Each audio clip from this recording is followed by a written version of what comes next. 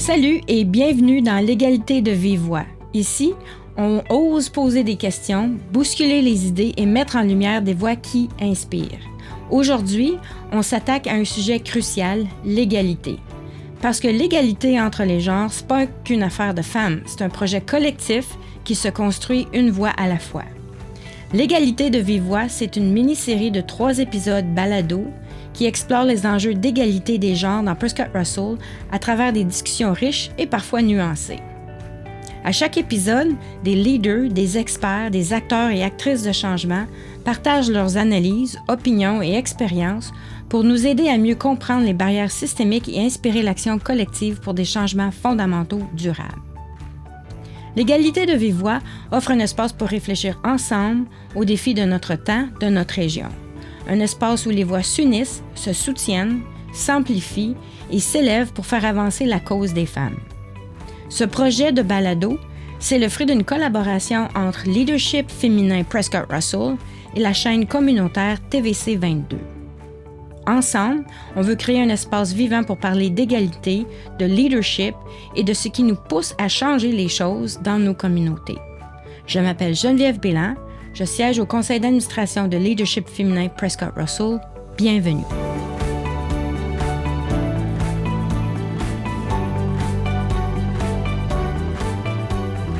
Nous sommes à notre premier épisode de 3. L'égalité se construit ensemble, une voix à la fois.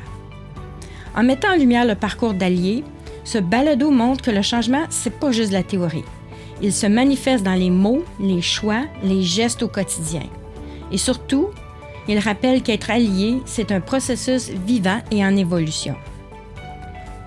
La discussion d'aujourd'hui explore l'idée que l'égalité entre les femmes et les hommes ne se construit pas seule, ni dans les marges, ni uniquement par celles qui la vivent ou la revendiquent, mais c'est dans l'engagement collectif et solidaire. L'émission donne la parole à ceux qu'on entend trop peu dans les luttes féminines, les alliés, notamment les hommes qui s'engagent sincèrement à soutenir la condition féminine. Comment les hommes peuvent-ils s'impliquer de façon consciente et constructive? Comment peuvent-ils être des partenaires de changement plutôt que de simples observateurs? Pour en parler, je reçois aujourd'hui Trevor Stewart, conseiller municipal au sein de la cité Clarence-Rockland depuis 2022 et consultant en affaires publiques pour la firme Compass Rose. Trevor est un allié engagé qui a accepté de partager son parcours, ses réflexions, ses expériences, peut-être un petit peu ses remises en question. Ensemble, on va explorer ce que signifie être un allié dans la vie au travail et dans la société. Trevor, un énorme merci d'être avec nous. Avant de se lancer dans le vif du sujet, ça me tente de te demander. Quand tu entends qu'on te décrit ou qu'on parle d'alliés, ça te fait quoi? Ben, Geneviève, un gros merci de m'avoir invité justement aujourd'hui.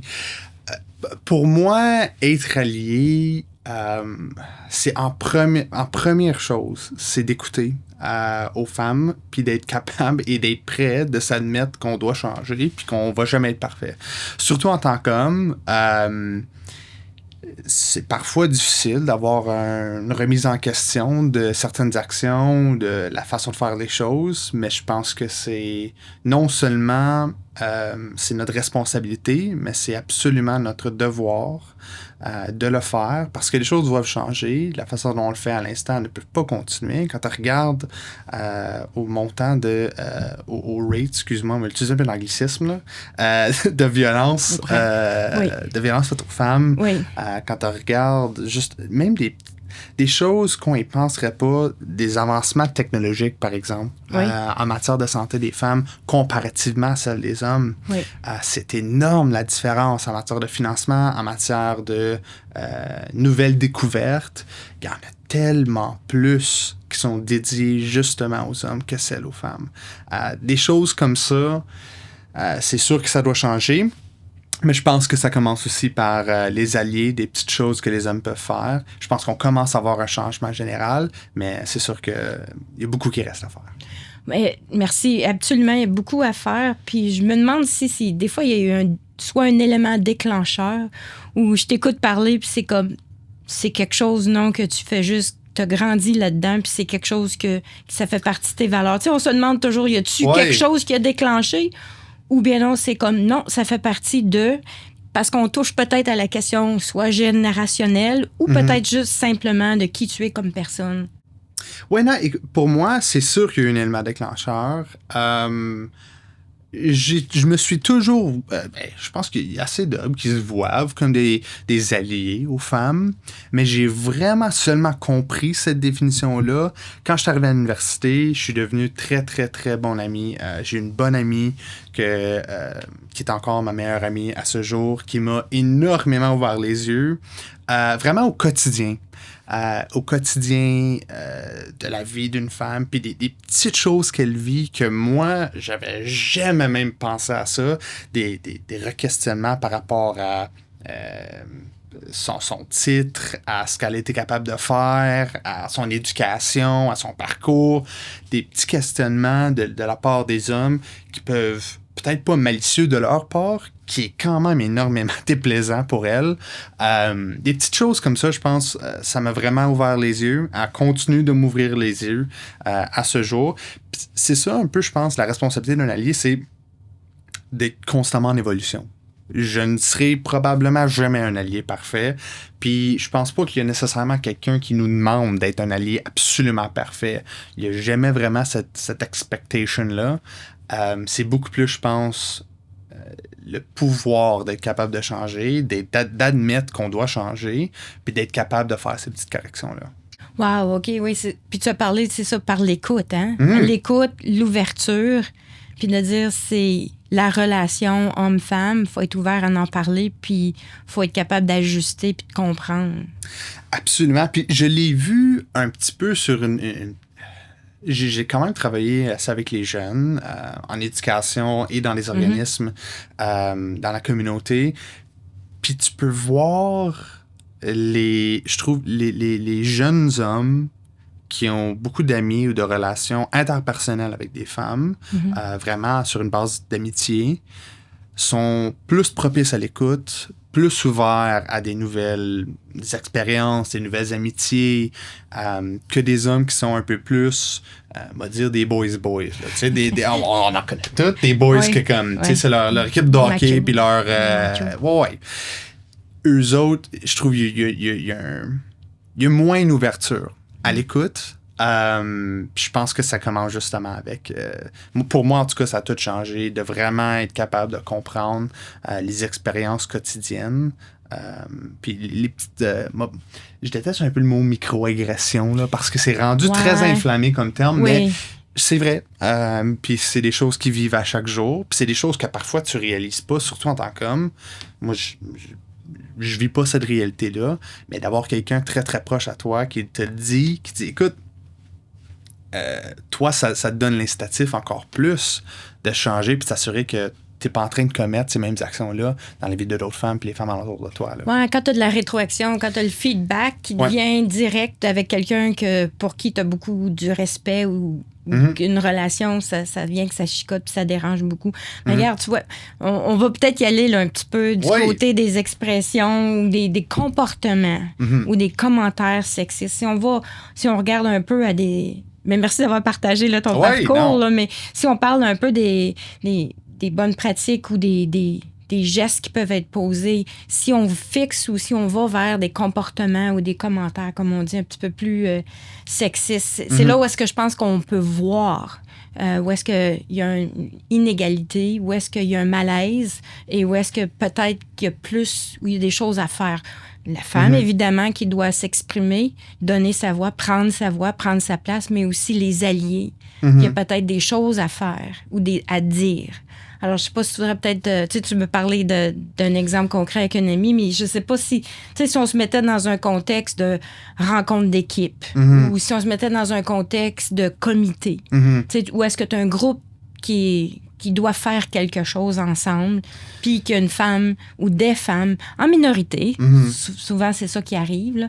Fait que je sais pas s'il y avait certains exemples concrets comme ça que tu as vu comme alliés. Ouais, ben je vais te parler un peu de ce que j'ai été capable de voir, surtout au niveau municipal. En tant que politicien municipal, c'est la politique en général énormément dominée par les hommes. Politique fédérale, ça commence à changer, même au niveau provincial. Tant que regarde au niveau municipal en Ontario, c'est encore énormément penchant vers les hommes. Puis, écoute, je vais être honnête avec toi, je suis assez choyé, je pense. À Clarence Rockland, on a un bon conseil, un conseil qui est assez mixte, mais qui est quand même énormément dominé par des hommes. Tu as seulement une femme au conseil municipal. Puis j'ai vraiment, en m'en allant, par exemple, à des conférences, où est-ce que tu rencontres des conseillers municipaux tout partout au travers de la province, ces expériences-là, la première conférence que j'ai été en 2023, c'était... j'ai entendu... j'étais vraiment mis de face à face avec des commentaires ouvertement sexistes de la part de politiciens dans la province. Puis tu sais, ça te pense entre boys, on peut se dire ça. Puis c'est comme, de mon opinion, puis je trouve dans ma génération, ces temps-là, là, le vieux boys club, c'est fini. Puis ça prend quand même un peu de courage d'être capable de dire non. Comme c'est plus acceptable de dire des choses comme ça, c'est plus acceptable de traiter des collègues de travail de cette façon-là. Mais c'est, pour moi, peut-être c'est un peu plus facile, c'est pas des gens que je connais. Quand que ça vient à des chums, quand que ça vient à des boys que tu connais depuis longtemps, c'est là où c'est beaucoup plus difficile. Moi-même, j'ai eu des expériences où est-ce que j'aurais dû dire quelque chose. Tu sais, tu y repenses après, puis t'es comme, man, c'était pas correct ce qu'il a dit. J'aurais dû dire quelque chose, tu te bats un peu. Puis je pense que c'est normal, mais c'est aussi d'être capable de réaliser comme la prochaine fois, on va dire quelque chose. La prochaine fois, je vais pousser. Ça n'a pas besoin t'as pas besoin de le blaster, tu sais, dépendant du commentaire. Ça peut être fait de façon respectueuse, mais quand même au point. Mais ça prend quand même beaucoup de mental puis de courage, surtout quand ça vient à quelqu'un auquel tu es vraiment proche. Là. Ouais, puis ça te prend un peu comme des trucs ou des formules, hein, parce que comment tu interviens, bien intervenir pour vraiment être productif puis que le message passe, mais sans, comme tu dis, hein, on veut toujours que ça passe bien, on veut pas s'attirer trop de problèmes. Mais tu sais, des phrases comme ben, ça n'a pas sa place, ça, ou ce commentaire-là est vraiment déplacé, tu sais. Ouais. Je pense que c'est ça, hein, c'est toujours... les femmes peuvent le dire, mais quand ça vient... Quand on parle de rôle d'allié, quand c'est un homme qui vient le dire, qui vient appuyer la femme dans ce qu'elle est, je pense que ça porte aussi pas mal plus loin dans la réaction des gens ou l'impact que ça peut avoir. Oui. Ouais. Il y a un certain pouvoir qui vient avec ça. Je pense que c'est le pouvoir d'être capable d'identifier que c'est pas correct. Puis t'as un autre gars qui te le dit, c'est différent, tu sais. Puis ça frappe un peu plus fort. Puis pour moi, encore vraiment dépendant du commentaire, moi, des commentaires ouvertement sexistes, je suis rendu plus que confortable maintenant d'ouvertement dire écoute, c'est assez. Ouais. Mais t'as d'autres choses qui vraiment... Moi, c'est comme des gars qui pensent que c'est correct de faire des petites jokes un peu frôlées, ici puis là. D'être capable de pousser contre de façon... de pas quand même ruiner la relation avec le gars, mais d'être capable de pousser contre d'une façon aussi humoristique. Moi, ça m'a été assez utile. Puis j'ai réalisé que une fois que tu le fais une ou deux fois, ça se reproduit plus de sa part, puisque ça le message est compris. Le message est compris. Le message est passé, le message est compris. Exactement. Puis ça, pour moi, c'est ce qui fonctionne. Je sais que pour d'autres, c'est différentes options, dépendant de leur amitié, dépendant aussi de la relation qu'ils ont avec l'individu en question. Ça change vraiment par rapport à l'approche, mais pour moi, c'est ce qui a fonctionné. Ouais. Puis si on donnait vraiment un exemple, admettons là, qu'on donnait vraiment un exemple de... C'est une joke pas trop drôle, là, mais c'est d'admettons de dire il y a trop de femmes alentour de cette table-là, là, on va passer plus de temps à parler qu'à décider. Tu sais, ça serait comme un exemple là, sexiste de dire le rôle des femmes, là, comme je dis, c'est une joke qui est pas trop drôle, puis ça ridiculise, puis ça donne pas la place à la femme dans la discussion et ou dans la prise de décision. Là. Ça manque d'égalité. Là. Oui, puis j'ai eu quelque chose de similaire qui m'est arrivé. Puis ça, c'est pas correct de ma part, mais écoute, je l'identifie quand même. Quelque chose de similaire m'est arrivé justement à une conférence municipale. C'était tous des hommes plus âgés. Puis il y a un commentaire très similaire qui avait été fait. Puis j'ai juste dit, bon, faut avoir une pied dans le tombe pour être autour de la table aussi. Puis là, gros silence. Oui. C'est pas... mais quand même, ils ont été capables de rire, mais je pense, le message est quand même perçu, est quand même frappé. Puis c'est... des choses, pour moi, c'est ma façon de le faire. Encore, je sais que c'est pas nécessairement parfait non plus. Non. C'est pas... mais je pense d'être capable de repousser contre des commentaires comme ça. N'importe quelle façon dont tu es capable de le faire, c'est le bon départ. Puis comme j'ai dit, de toujours être capable d'être ouvert à l'écoute pour changer justement cette approche-là. Oui, puis tu as parlé, c'est en évolution. Fait qu'on est tous des êtres humains. Oui. On est tous en apprentissage, puis c'est ça, il faut toujours calibrer. Oui. Puis apprendre, puis de se sentir quand même assez à l'aise. Puis là, ça l'ouvre aussi tout le débat ou la création de milieux de travail ou milieux d'échange qui sont sécuritaires pour être capable d'avoir ces échanges-là puis de se comprendre. Oui. Ça aussi, c'est quelque chose de quand même assez très important. Tu parlais, puis ça a déclenché un autre souvenir pour moi, là, parce qu'on parle des choses qui sont dites. Je sais pas si tu as déjà entendu ça, mais moi, je me l'ai déjà fait dire. Encore dans l'entour d'une table de gestion, ça, écoute la petite, là. On fonctionne Dieu, oui. ça depuis toujours. Ouais. Tu sais, il y a différentes formules, des fois, c'est, on a toujours fait ça de même, là. Ouais. Tu sais, la petite, là, tu sais, tasse-toi un peu, là, inquiète-toi pas, là. Casse-toi pas, là, l'expression, là, casse-toi pas le bicycle, là, on est correct, là, on va s'en occuper. Mm-hmm. Ça l'enlève l'autorité de la femme, ça l'enlève l'autorité de la personne, ça l'enlève la voix encore, comme on a mentionné, aux discussions, puis essayer de changer les choses. Je sais pas si, tu sais, c'est quand même quelque chose qu'on entend des fois. Puis je sais que c'est peut-être un peu générationnel, c'est peut-être un peu culturel, c'est peut-être, tu sais, il y a plein d'autres sous-éléments, mais essentiellement, c'est en train de dire, tu sais, de vraiment catégoriser puis de rendre le rôle vraiment, tu sais, je veux dire, moindre. Oui, puis je m'en ai aperçu aussi, encore un peu dans ma vie professionnelle, c'est quelque chose de petit, mais tu réalises, tu fais, ben voyons, ça s'introduit à une table de gens, puis il y avait deux, justement, dames sur l'équipe. Tous les gars ont été introduits par monsieur, puis leur dernier nom, puis les filles, c'était, ben ça, c'est leur prénom. Oh. C'est comme... OK, ben comme on était tous dans le même rang, dans les hiérarchies de travail, on a toutes la même position, tous le même titre. Pourquoi est-ce que nous autres, on est introduits d'une façon différente, tout simplement parce qu'on est des hommes? Il n'y avait aucune autre différence. On faisait exactement le même emploi, exactement. Mais là, on change le caractère, on change le titre. Puis là, des choses... Je me rappelle, j'étais comme... C'était très début dans ma carrière, puis j'étais... absolument pas prêt à intervenir du tout.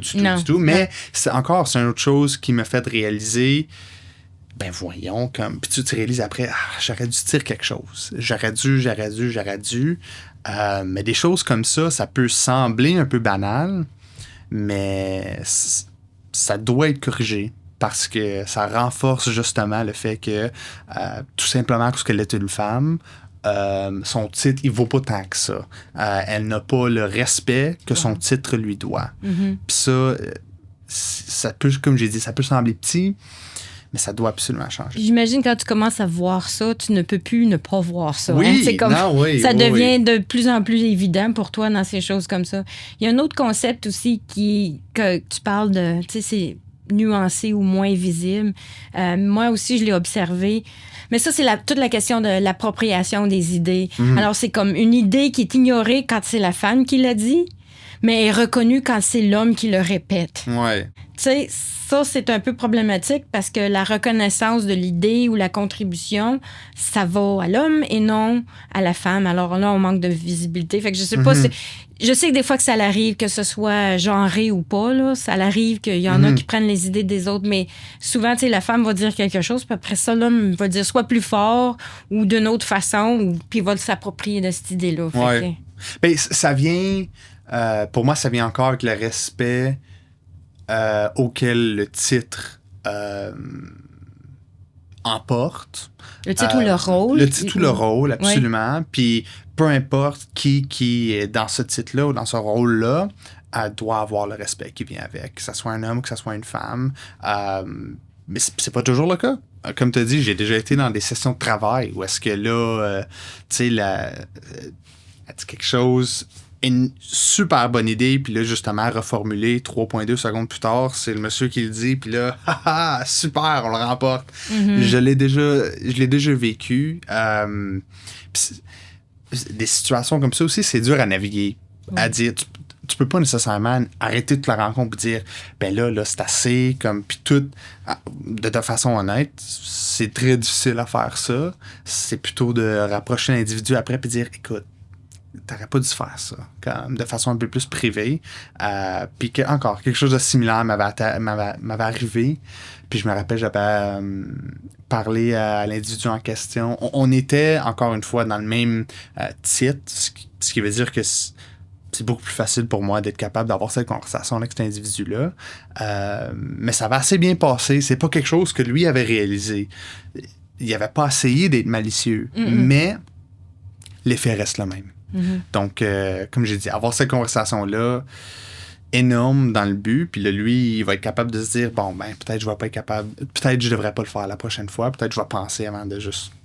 Oui, mais ça, merci, parce que ça, c'est des bonnes pratiques. Ça, tu peux avoir une conversation un peu à l'écart, fait qu'il y a pas... Personne n'est humilié, personne se sent mal, ou tu peux vraiment adresser la question. Tu peux le faire, comme tu as dit, en disant pendant la rencontre ou au moment précis.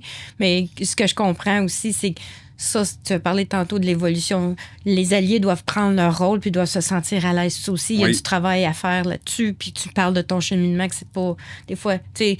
T'aurais aimé dans le passé, puis là, tu le fais à partir de maintenant, puis c'est ça qui compte. Là. Puis il y a aussi qu'on parlait de donner des phrases clés pour s'aider. Tu sais, des fois, quand tu as une couple de phrases clés, tu dis, OK, je vais savoir comment peut-être intervenir quand ça se passe. Tu sais. On a dit tantôt, ce genre de remarque, ça n'a pas sa place ici, où la femme peut dire, merci, je préfère contribuer au débat. Tu sais, tu peux dire des choses, puis en tant qu'allié aussi, tu peux arriver et dire, j'aimerais entendre l'idée qui a été soulevée par...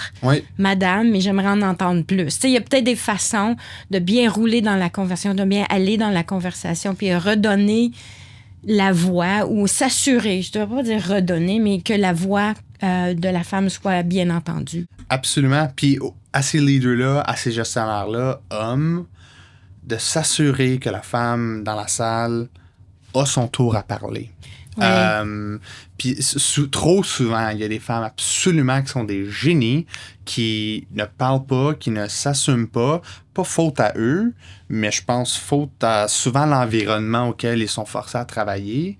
Je l'ai vu, moi, à quelques reprises, essayer de convaincre une femme à se présenter à une élection, c'est l'enfer. Tu dois lui demander, je pense, il y avait une étude qui avait été faite qui disait tu dois demander à une femme 6 à 8 fois plus qu'un homme avant qu'il, justement, prenne la décision de se présenter pour un poste électoral.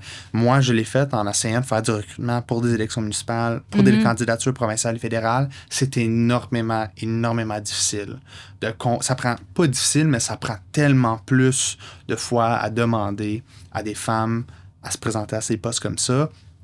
Encore une fois, c'est une autre discussion, je pense qu'on doit avoir par rapport à la politique et la façon dont ça traite les femmes. Dans le contexte.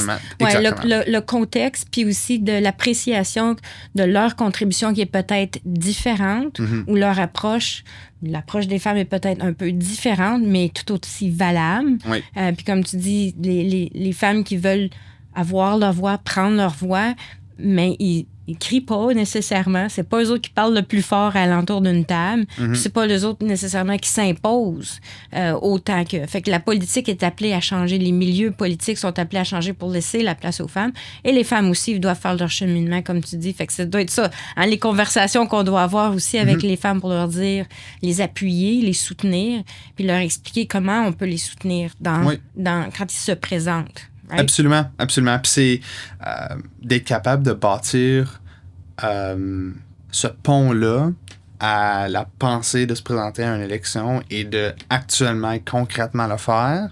Je pense que les alliés en tant qu'hommes, surtout dans le niveau politique, c'est un espace très propice pour nous autres de le faire, justement pour continuer à bâtir ce lien-là avec les femmes, pour dire, écoute, trop souvent, le système politique a été mis en faveur pour les hommes. C'est le temps qu'on prenne justement de ces ressources-là puis qu'on aide à équilibrer le système électoral. Parce qu'à l'instant, c'est pas le cas du tout. Puis spécifiquement dans le contexte municipal, c'est pas le cas du tout. Wow, ça serait tellement... Mais c'est tellement... Je t'écoute parler, là, puis c'est tellement des belles occasions, justement, pour dire... Là, c'est moi de prendre un peu un anglicisme, là, « We got your back ». Fait que quand tu te présentes... on est là, on travaille en équipe, t'es pas nécessairement seul et on comprend la dynamique. Puis les femmes aussi comprennent la dynamique dans laquelle elles se présentent et elles doivent œuvrer, mais se sentent appuyées dans ça. Oui. C'est de trouver les façons, comme tu dis, d'appuyer. Je sais qu'il y a aussi de la formation, parce que souvent, les femmes se sentent peut-être moins outillées pour être capables de prendre ces rôles-là. Pas tant... Tu parlais tantôt d'être parfaite, tu sais, être parfait, là, tu sais, il y a ce degré-là de dire je me présente quand je serai complètement à l'aise avec, ben ça n'existe pas le complètement à l'aise et le complètement prêt. Oui. Des fois, il faut se lancer, hein. Oui. Fait qu'encore là, c'est peut-être une façon d'appuyer les femmes à dire c'est correct, on est tous humains là-dedans, puis ça a toujours été, ben pas toujours, mais ça a été quand même un cheminement des femmes de dire faut qu'ils se prouvent plus qu'un homme pour être en mesure d'avoir la place à la table. Oui. Alors ça aussi, c'est quelque chose à déconstruire, à travailler avec l'aide des alliés pour être capable de dire la place, elle est là, la voix, elle est là, tu peux trouver ta voix et être capable de contribuer. Très riche, là. Oui.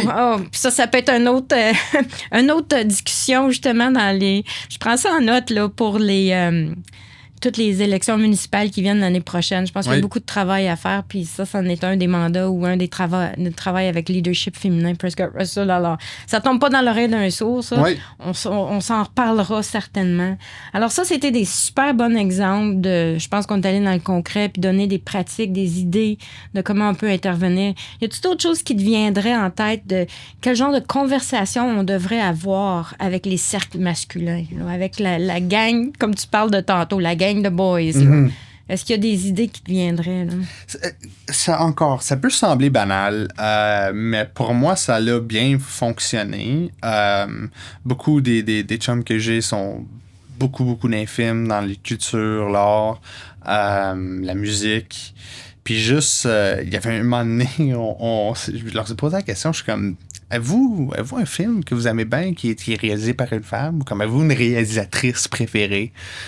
Puis on a comme... Tout autour de la table, on a fait comme...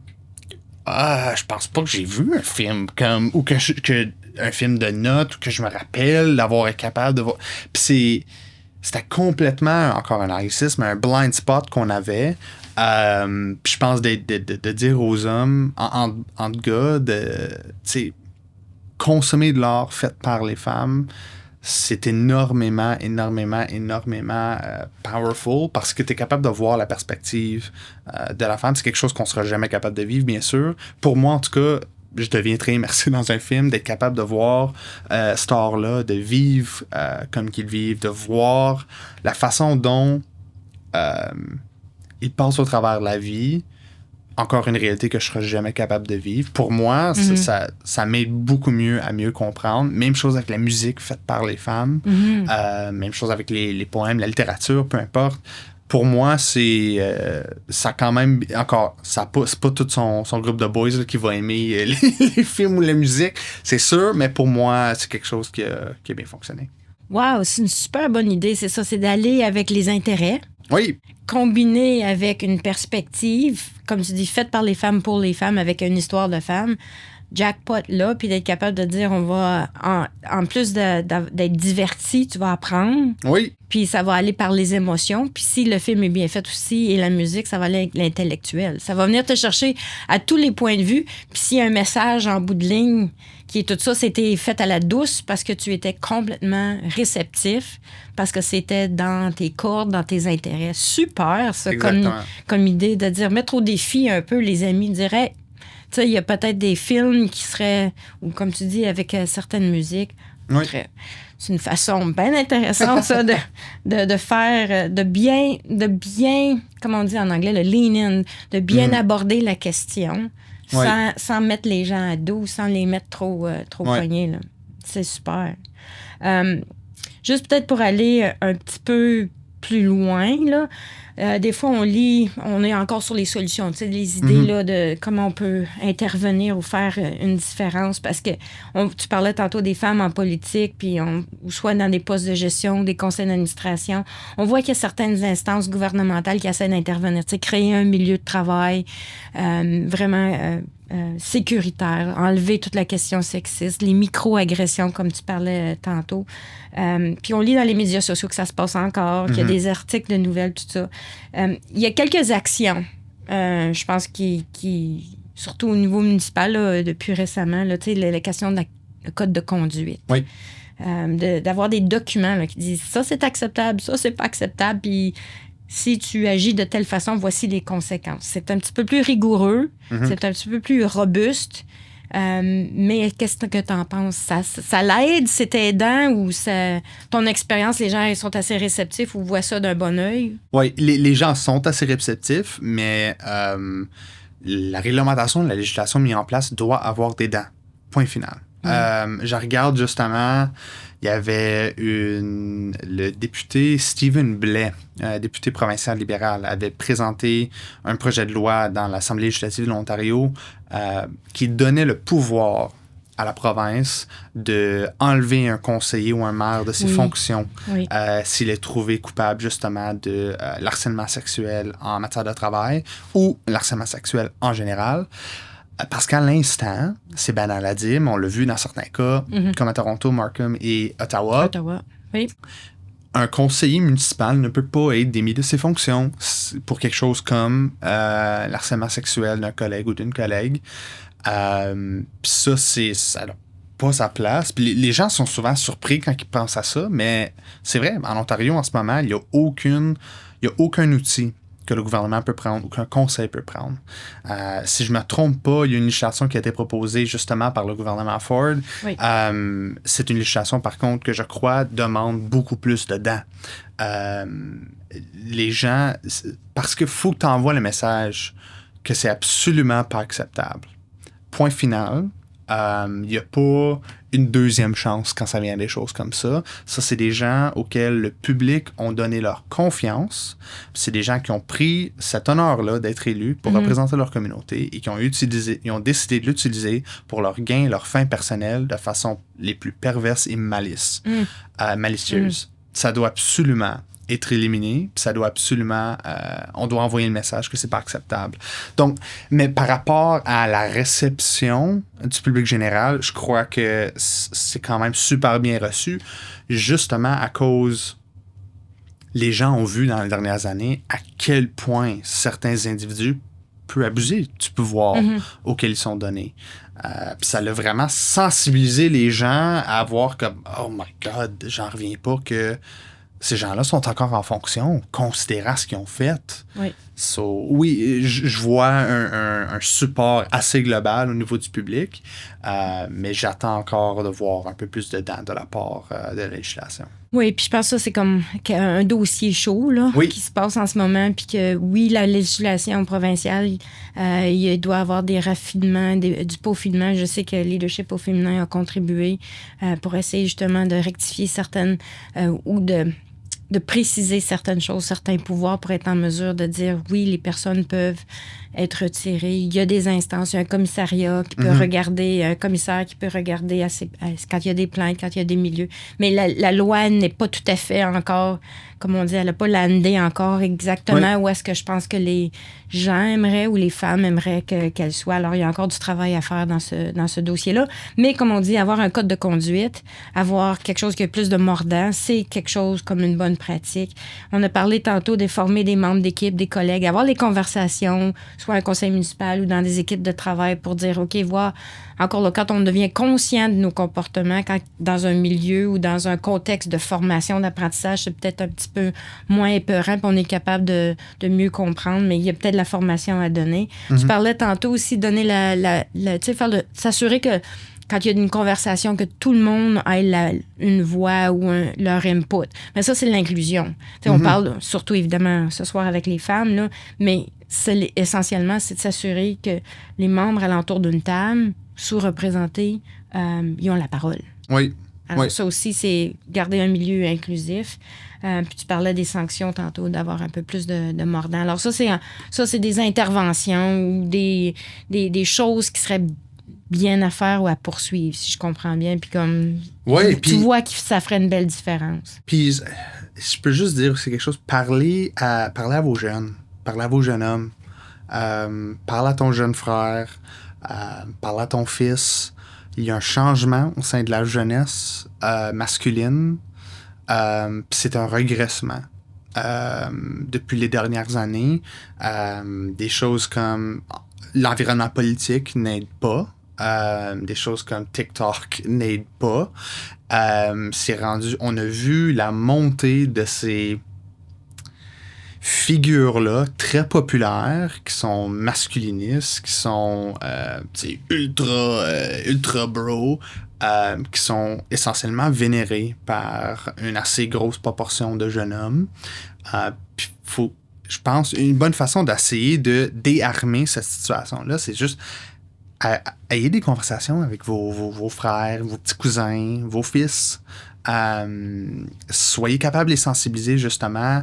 Alors faites par et pour les femmes à la situation que les femmes vivent. Puis juste, des fois, faire encore un expression anglaise, un petit gut check avec les jeunes hommes auxquels vous êtes proches, parce que il y a un changement. Souvent, c'est un changement silencieux. Puis moi-même, je l'ai vu avec des amis, des membres de la famille qui me disent, écoute, j'en revenais pas ce que mon jeune consommait d'une base régulière sur les médias sociaux.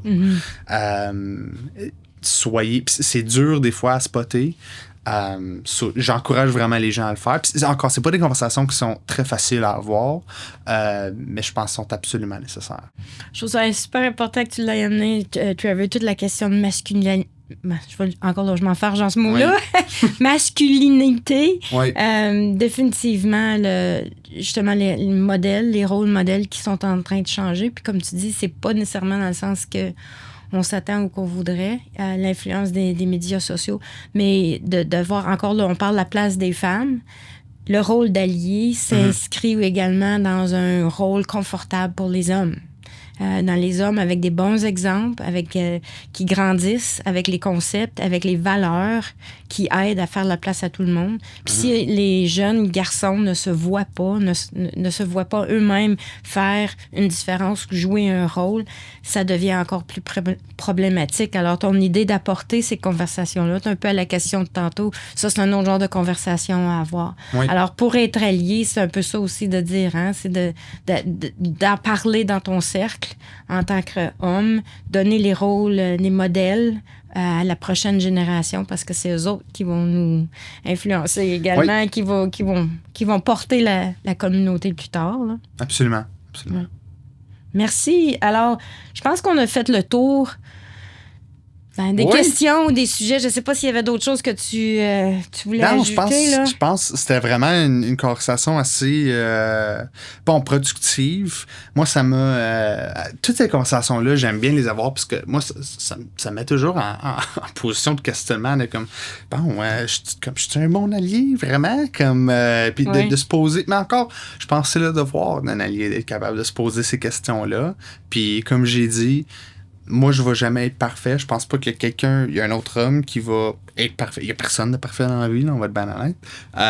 C'est pas ça l'attente. L'attente, c'est vraiment d'être capable d'avoir le courage, d'être assez confortable en soi-même pour prendre cette décision-là, pour prendre cette action-là, pour essayer de réduire ce stigma-là qui est présent. Je pense que c'est énorme. Je trouve ça tellement le fun de pouvoir justement parler, discuter avec un allié, puis de comprendre, puis de mettre ça vraiment plus visible. Merci, c'est super le fun. Alors, merci d'avoir été des nôtres pour la conversation. On a tout un rôle à jouer aussi. Tu as parlé beaucoup de ton rôle on parlait de déconstruire des stéréotypes, d'amplifier les voix, d'ouvrir des espaces, faire créer des ouvertures pour que tout le monde puisse prendre leur place. Alors, merci infiniment pour ton partage, Trevor, surtout ta sincérité et ton engagement. Là. C'est grâce à des expériences ou des discussions comme ça qu'on va changer les choses. Là. Alors, si vous nous avez écoutés et avez été interpellés, n'hésitez pas à faire circuler cet épisode. Laissez-nous un message, un commentaire, une réflexion auprès de l.égalitédevive-voix@gmail.com. Excusez, c'est assez long. Et puis, je vous invite aussi à écouter les 2 autres épisodes qui s'en viennent. Un épisode va être Bye Bye, vieux réflexe. Hello, Hello, nouvelle perspective. Alors là, ça va être un exposé sur le concept de modèles mentaux. On en a parlé un petit peu tantôt. Là, je veux dire, ça s'entrecoupe ces sujets-là. Là. L'autre épisode, c'est « Disons-nous les vraies affaires », toute la question de la charge mentale chez les femmes. Et si vous avez envie d'en savoir plus, visitez-nous, Leadership Féminin Prescott Russell, sur le site web leadershipfémininpa.ca. Pour terminer, on dit merci au studio TVC 22 pour l'ambiance chaleureuse. Merci d'avoir été là. À bientôt et d'ici là, soyez alliés.